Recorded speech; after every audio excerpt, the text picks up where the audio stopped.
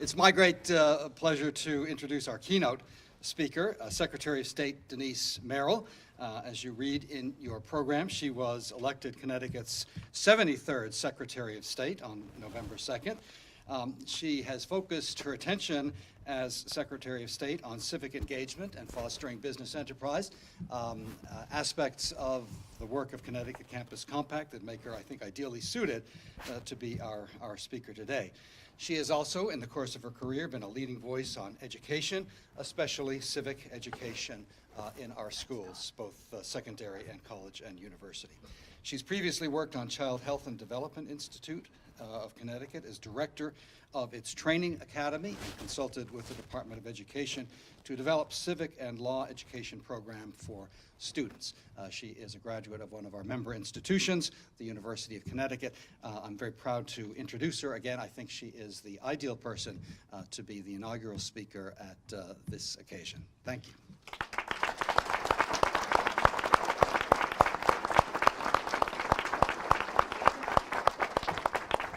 Thank you so much. It's an honor to be here today on the first, I guess, of these gatherings. We hope there are many more. Congratulations to the Campus Compact on its 15-year history and this nice anniversary. And I see many familiar faces. As some of you know, I was in the legislature for a long time before I was Secretary of State and worked extensively on issues of higher education. So I am going to bring that up a little bit this morning because I can't resist having this kind of an audience. And what I have to say is what an incredible gathering of higher education leaders in the state. I have to say, I don't think I can remember another one like it. And I hope that attests to the importance of the issues we've already been hearing about this morning, and the recognition that we all have that this is something that transcends a lot of boundaries.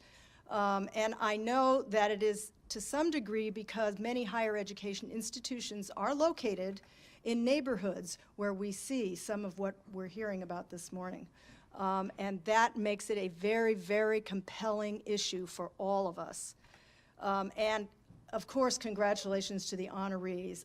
I'm just amazed by these wonderful programs and the energy that people have to put into these incredible issues and the good things you're doing for your students. And of course to the student speaker, which reminds me very much of what I've been thinking about when you hear her stories of her upbringing in Chicago. And we realize there are thousands and thousands of young people in these circumstances, which makes this all the more important, what we're talking about today. I frequently find higher education operates in separate orbits, and so that's why I can't resist talking a little bit about how I think the overarching issue here affects higher education in particular. And I think that is essentially what we all see as a spiraling down, really, of our society, a fraying at the edges of all our institutions, of our communities, of our families, of our economic system. And a real fraying of what I call the connective tissues of our society. And it's an imperative that we can no longer ignore. Not that I think we've been ignoring it exactly, but I think there are, as we hear this morning, things we can all do about this. This is about empowerment of the next generation of students who are out there feeling isolated and non-empowered. And I think it is an imperative for higher education in particular. I think there's always, of course, a tension between what I guess we call academically individualistic versus a communitarian view of the world. And it just seems to me that more and more over the last 30, 40, 50 years, we're moving in the direction of the individualistic. I think it's better described by a term that's kind of gone out of fashion, which my mother used to use with us when there was some toy I wanted and I wouldn't share with my brother. And it was, don't be selfish. And selfish has kind of gone out of fashion, but that's what it is. It's selfish behavior that has sort of overtaken everything. And we hear it described in a million different ways in different forms of media, but the sort of me generation has now given way to something they're calling the me generation. I don't think it's particularly fair because I think it's also a generation that, in my experience of dealing with a lot of young people, is extremely idealistic, wanting to do good things, wanting to make those connections. They're just making them in different ways than we're used to. I think education is the key. We all think that. We have a very almost touching American sense about education, that it is the most important thing we have. But I think the mission of education used to be much clearer and was described by everybody from Thomas Jefferson, the founding fathers on down, that the mission was really once thought to be obvious, to educate people to be citizens of the larger world.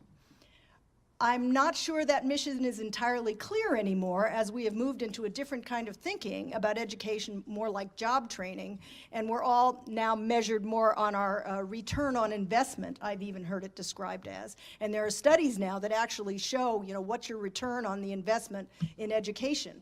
It's all over the place.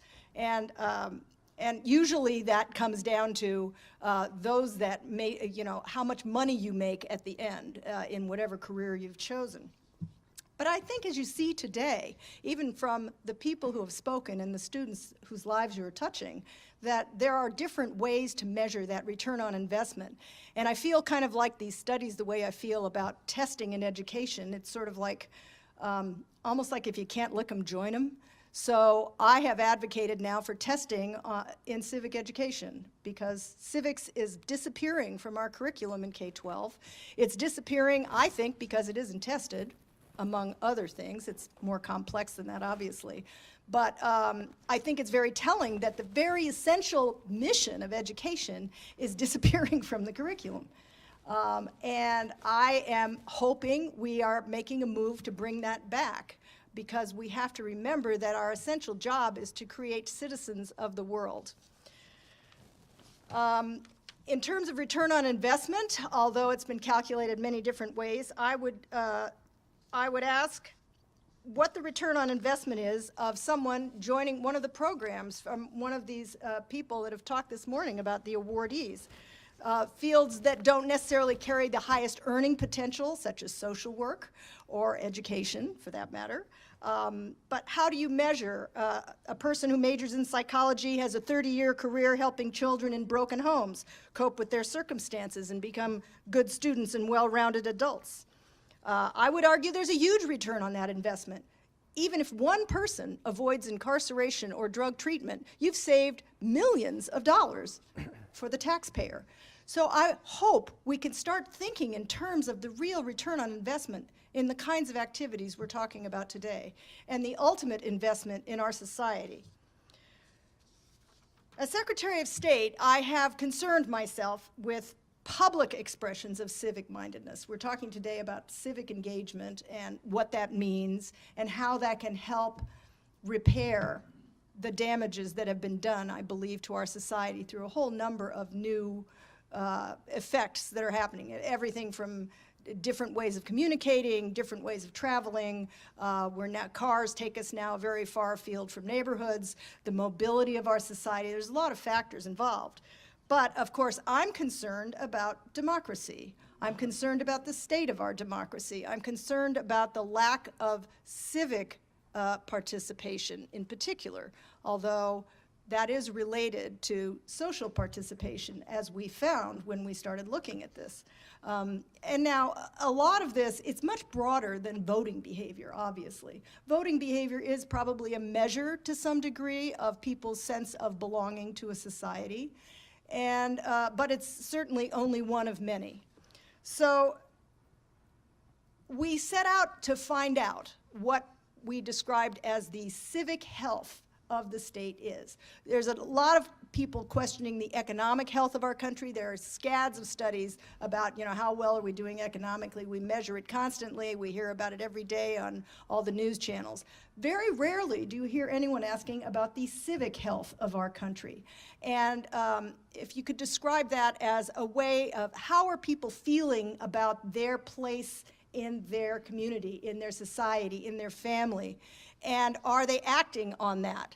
Do they see themselves as a meaningful piece of the world, as someone who can make decisions, as someone who can solve problems, as someone who can get a job, as someone who can have a meaningful life? So we formed a group with some partners. Saul Peterson, this is where I met Saul, and first of all, I just want to take this opportunity to say congratulations to Saul. He's done an incredible job with this organization, and he brought a very, very meaningful perspective to our group when we started meeting. We had other partners. There was a group called Democracy Now! Who concerns itself with these sorts of civic engagement issues, and something called the National Conference on Citizenship. It's a nonpartisan, congressionally formed group who has been trying to get some of these measures going in other states. We're the only state where the Secretary of State got involved, and I sort of tried to spearhead this issue because I'd been working on this for so many years. As you heard from my resume, 30 years ago, I was doing programs in high schools and junior high schools, doing young people's debate programs, mock trial programs, anything to sort of inculcate a sense of the rule of law, the democratic principles, and that sort of thing. So I've had a long experience trying to get some motion out of some of this. And interestingly, sometimes I feel like after 30 years, I'm not sure if we've made progress or not. So I'm hoping we can do more. We took data based on a survey that was developed by the National Conference on Citizenship. We used census data. We did survey questions to the public. And we asked some very basic questions. And I don't know if any of you remember a book called Bowling Alone by Robert Putnam, which made quite a splash, maybe 20 years ago now, maybe more, which was the first time all of us, I think, sort of sat up straight and said, wow, things are changing. There's something wrong here. And the basic thesis was people don't form associations as readily anymore, that these associations, and they're out there bowling alone instead of with groups. So that's the sort of the spirit we brought to this. We didn't want to just measure things like, are you voting, or are you registered to vote, or, you know. We asked questions like, how many times a week do you have dinner with your family? You know, are you a member, do you know the people next door? Are you a member of an association, and what do those associations do, and how are you feeling about all these things? We looked, for example, at how people communicate with each other. And our goal was to try to figure out how we as a community are feeling about our state. We did it on a state level. There are many other levels you could do it at, but I am particularly concerned about voting behavior, and I'll tell you why in a minute. So we started with communication. And here's some of the results. I'll just give you a couple of the results. It's a very interesting study. It is on my website, of course, and we can talk about that later if anyone's interested in looking at more. The first thing we found is people are still communicating, but in very different ways. 55% of the residents of our state read a newspaper every day. That was sort of a surprise to me. I didn't realize it was that many, but it's still true. Now, we didn't ask whether it was online. I suspect a lot of it's online now. So that's good. 87% of Connecticut residents live in households with internet access, fourth highest in the nation. But while Connecticut residents are certainly getting a lot of information, much of it about their community, that information does not necessarily inspire them to get involved in local government or even participate in the political process. Here's where it gets really interesting, and these are statistics that should shock all of us. According to our study, and many others nationally that confirm it, about 1/3 of eligible voters in the country, people who are 18 or older and a citizen, those are the two requirements, right, are not even registered to vote. So they have opted out before they even get started. When you're looking at who's voting along socioeconomic lines, you see other interesting numbers. This index finds that voter registration is highest among whites, 67%. African Americans are a relatively close second, 53%. An estimated 46% of Latinos are registered to vote in Connecticut, and 29% of Asian Americans are registered. Voter turnout more or less mirror that pattern, but interestingly, Latinos in Connecticut saw a sharp drop from voter registration to voter turnout. So while 46% of them are registered to vote, only 23% turn out to vote. So the question is why? Why would you register and then not vote? That's one of many questions that occurred to us when we saw this. But what's really troubling about this is the fastest growing portion of our population. So unless we can bring these people into our democratic system of government, it will fail, because it only can work if we're all invested. And that's really why we're all here today, because we need people to feel part of things. We need people to feel part of the solution, not part of a problem. And we need to empower the next generation of citizens to make this happen. We've got to find them. They communicate with each other in very different ways. As we all know, social media is now the norm. They are not voting. They are not participating. They feel very disempowered. They feel very angry at the political system. The political structure is not working for a lot of people. We all know it's a very negative sense that a lot of people have about politics now. But what we did find in our civic health index is people are still doing things. They're just not doing civically related things, public civically related things. Many of these minority groups, we find, are relating perfectly nicely through their churches, through community groups, through other kinds of ethnic clubs and that sort of thing. But they do not feel that their public participation is needed. I thought one of the most interesting things we found when we asked people who did get involved in local boards or commissions or things in their community, we asked them, how did you get involved? And we got one answer over and over: because someone asked. Now that's a very simple but profound thing to say to us. And when I thought about it, people are always asking me, how did you get involved in politics? And I have to say, it's because somebody asked me. It's not because people sit up one day and say, you know, I think I'd really like to be on the Board of Education. That's not how it works. People have to be invited in. They have to feel welcome in the system. And I think that's a very big problem right now. And that is what we have to impart to people. That's the empowerment part. Empowerment just isn't about getting stuff for your group or your family or your, you know, whatever it is you want, and getting resources, which we're all about up at the Capitol. It's about feeling that you're part of something and that you are wanted and needed for some reason.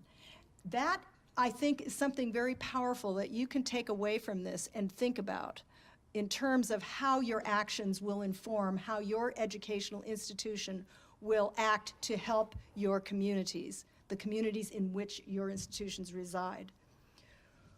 There are a lot of other useful findings, I think. I was determined that it shouldn't just be a report that sat on the shelf, and I was almost shocked by the level of interest among the members of this task force, this group we put together.